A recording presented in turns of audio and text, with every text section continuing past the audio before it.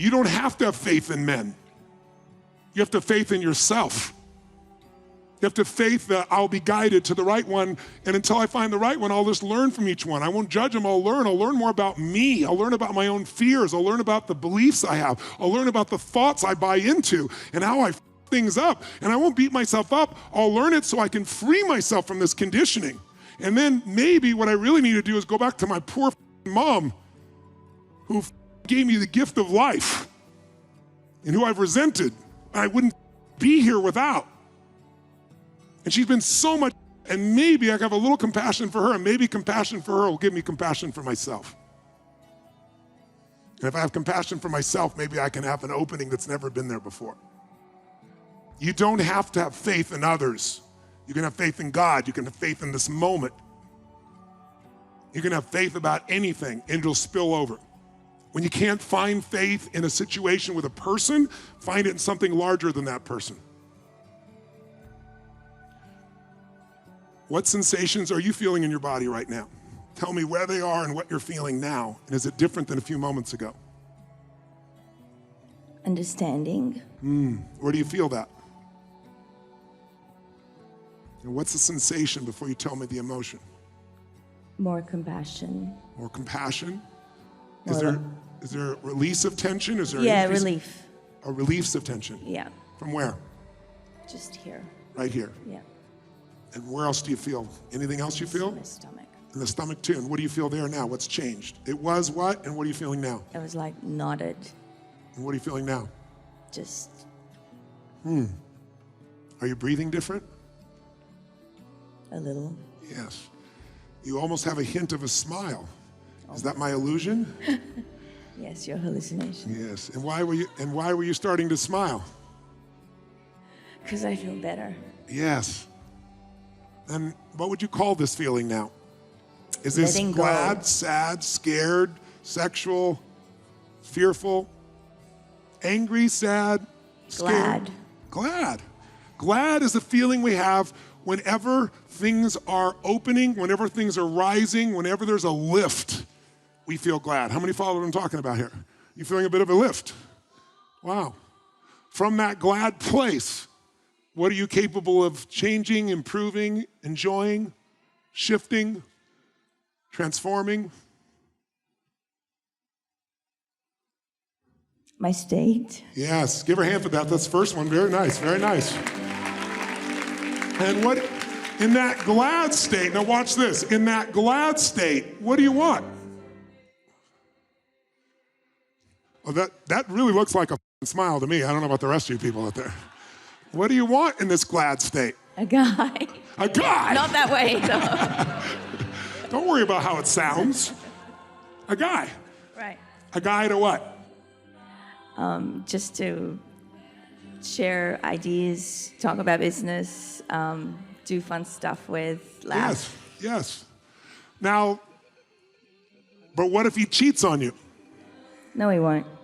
Why won't he? Because I'm not going to focus on that. Yes, whenever I meet couples of any sort and they're ending the relationship, you will always hear one or both of them say, I gave her or I gave him what? Everything except what they needed. If you gave them what they needed, they wouldn't be going anywhere else. I'm not condoning behavior, but whenever somebody says this person cheated on me, the reality without judgment is it takes two to tango, true or false. And the only reason they do that is their needs weren't met. I'm not suggesting they should cheat on you. I don't suggest that's the right approach, but I also know humans. And humans do the best they can with the resources they have. And when they feel that empty, they will try to fill up somewhat. I've never had anybody in a couple in a relationship come to me and say, I feel so certain of our love. I feel loved by him or her, and they feel loved by me. And we have so many surprises. We're always surprising everybody. You never know what's going to happen. It's so exciting. And I feel like the most important person in the world, the most significant person in their life. And I feel so much love for him or her and vice versa. And we're growing and we're contributing. I'm the out of here. You meet one need, they will leave you. They may not even connect with you. You meet two needs, they'll like you. You meet three needs, you're gonna have their love. You need all 6 needs, you have a love slave. No one leaves, no one goes to someone else when all their needs are lit up. So if someone does, what if for the rest of our lives we played 100% responsibility and we went, holy shit, if they wanted love or attention from someone else, I missed it. I missed it. I did not understand their needs and wants. I did not focus on them. I did not fulfill them. Holy, of course they would look somewhere else when I shut down or I got angry with them because of my own thoughts, or I don't have sex with them ever, but they should never cheat.